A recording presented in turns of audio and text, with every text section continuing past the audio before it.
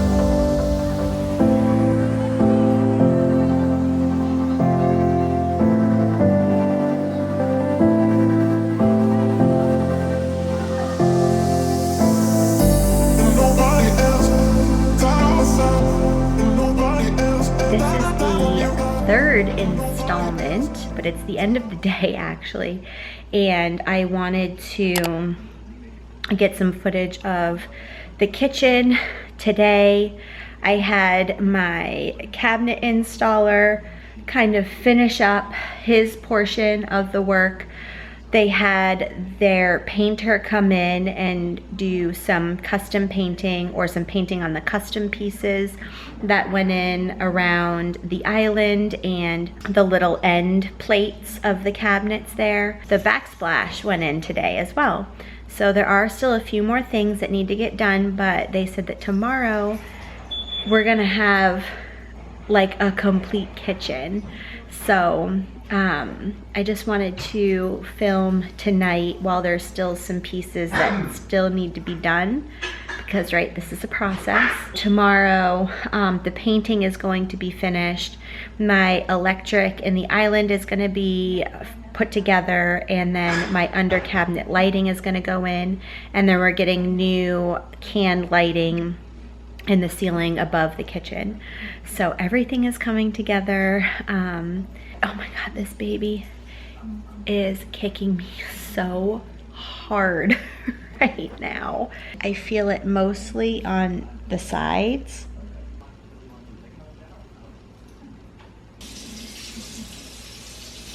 It's pretty late. The kitchen folks were here until like almost 7:30, I think. And I know that they were just wanting to get everything done for me. They want me to have my kitchen back as much as I want me to have my kitchen back. My kitchen almost looks bigger. Even though there's more stuff in there, there's like a bigger island. It looks bigger. I don't know. It's very strange, but I love it. It looks so good. So I'm standing in my kitchen. As you can see, it has hardware on there. It has the doors, the countertop is in, my island is painted gray. Oh my God, my kitchen looks so beautiful. I love it. So I have behind me my fully finished and functioning kitchen. I am so happy with the results, with everything, with the process. I don't think it could have gone smoother. And my team, they were phenomenal. And I'm not just saying that because I gave my designer my YouTube channel, so she's already seen part 1 and part 2, but honestly, because I really do truly feel that way. It's been amazing. Just real quickly, originally quoted, it was supposed to take 4 weeks for the complete demolition of my old kitchen and the remodel of my brand new from the ground up kitchen. However, it only ended up taking, I think, 2 weeks. and I'll put how many days we were from start to finish, from demolition to today. It was way less than 4 weeks, and they were so thoughtful.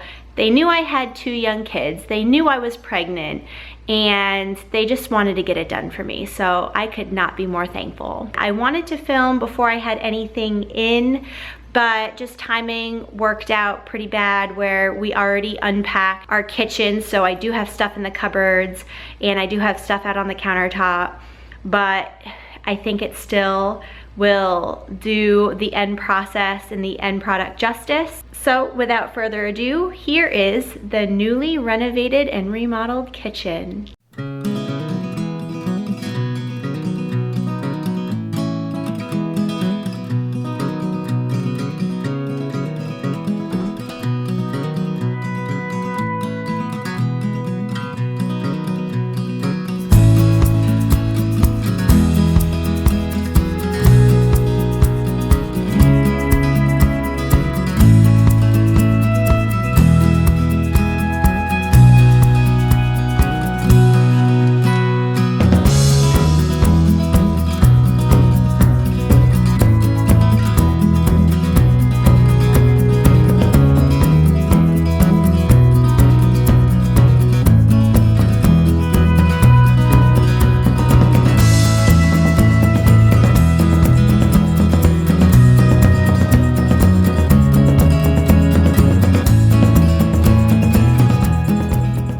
So I've boasted many times about my coffee nook, coffee bar area.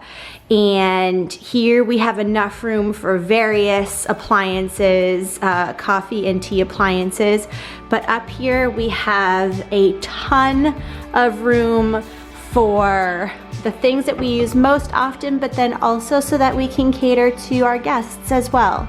So here we have all of our coffee and tea mugs with some little tea accoutrements. All of our doors and drawers are soft close as well, which makes it perfect with having little kiddos that like to slam things.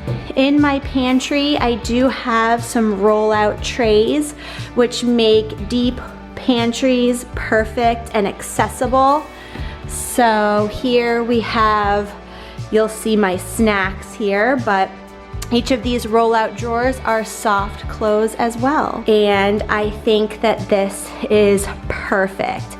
We also have an outlet in here, so any appliances that we want kind of tucked away, or maybe in the future if I want to rearrange how this is, we can have a charging station on this first drawer. Over here we have another pantry. It's a little bit narrower than the last one I showed you, but it is perfect for an appliance garage. And so we have some kitchen appliances here. And again, it's super easy, especially with the heavy ones down here, that I can just pull this out and it is easily accessible. We have so much storage in this kitchen now that we don't even know what to do with it yet. I'm sure I'll figure something out.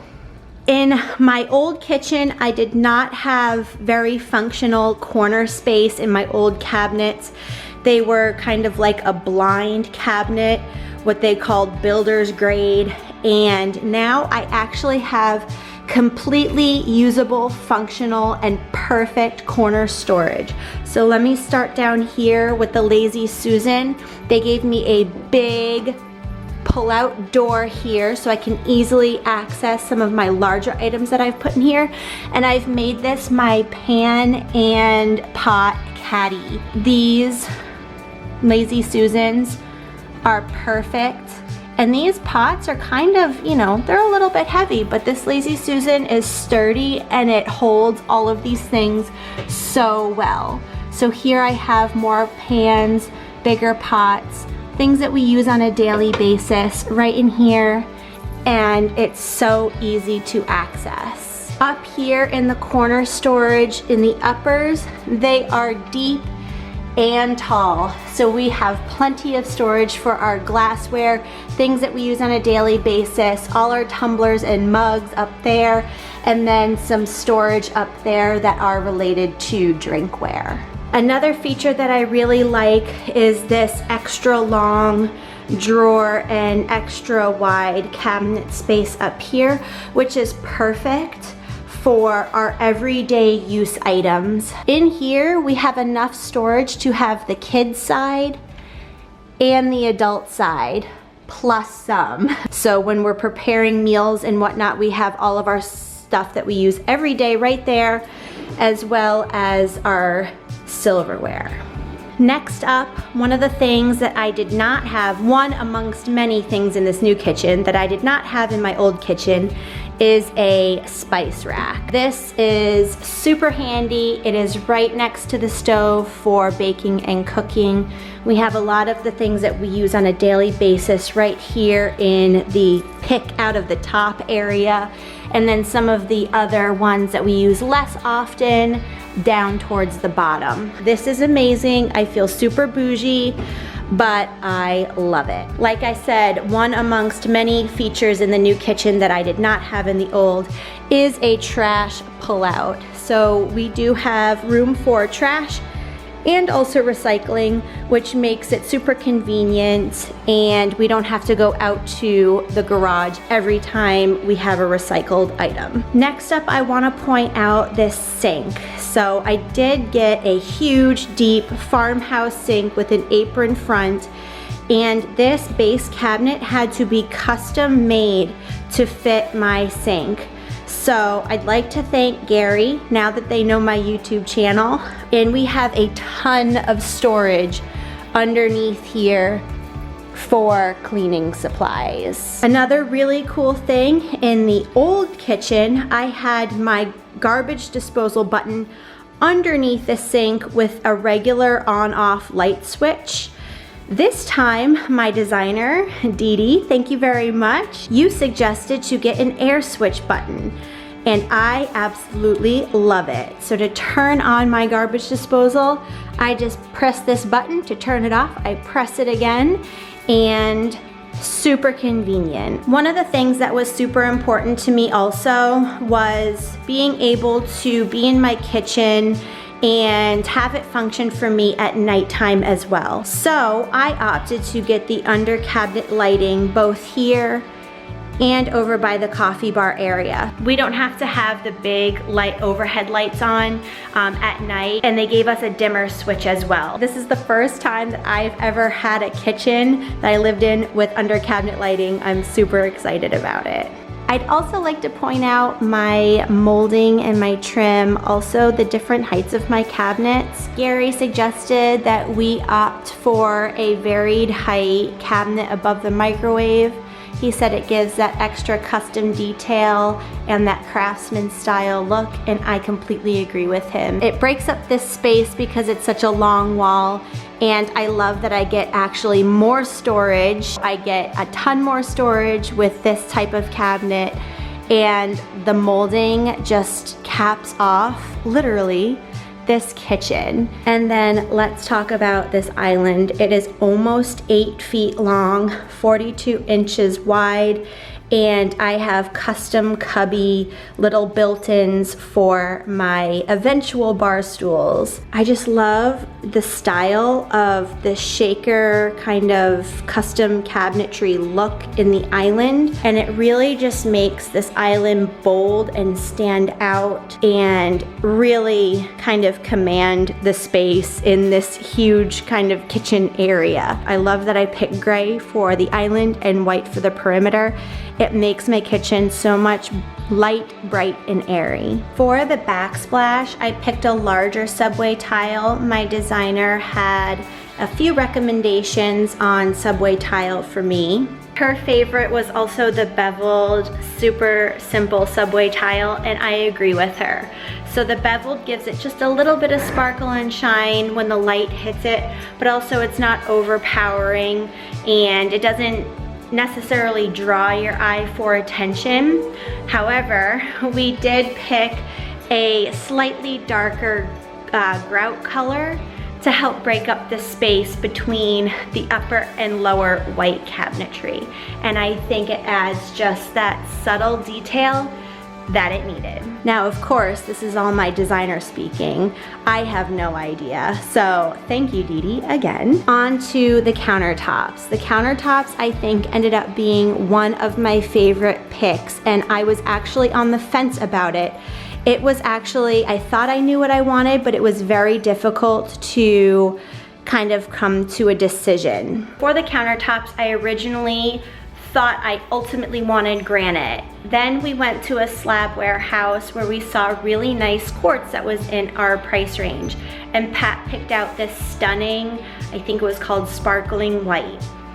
Well, knowing that I wanted white backsplash, white cabinetry, I thought that maybe having the sparkling white would have been too austere and sterile for my kind of kitchen that I was going for. I opted for a natural stone, ended up going back to my original idea with going with granite. This granite is a level 1 or a level A, and it is the ornamental white. However, they had different kind of slabs or patterns of ornamental white, and this is the one that I ended up going with because I just liked how it was mostly a light color. They had ones that had more dark patterns or more speckled looks, and I just really liked this. It was a little bit veiny, and I thought that it would help break up the space perfectly. It has a bunch of gray and cool tones in there, so I knew that it would match both my flooring and the island color.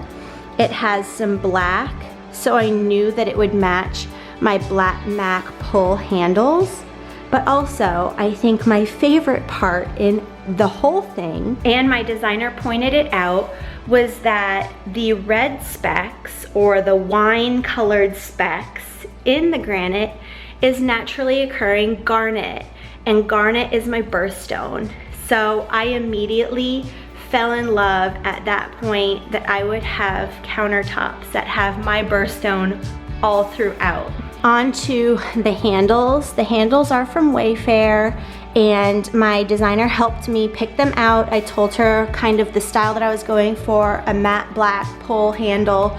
She gave me a couple different options to go with, and I opted for these ones. I think they make the kitchen, they called it the jewelry of the kitchen. I love the way that they are a contrast, like a stark contrast to the kitchen. Eventually we're going to get the black stainless steel appliances, so it's going to help tie everything together. They also got larger, longer ones for the pantry doors since they are larger, and I think that that was a perfect design choice. All right, so with that, I think that's going to end part 3 of this 3-part kitchen remodel series. I hope that you all really enjoyed it. It was definitely a process and stressful at some times, but I think honestly, overall it went so smoothly and I couldn't be happier with the results.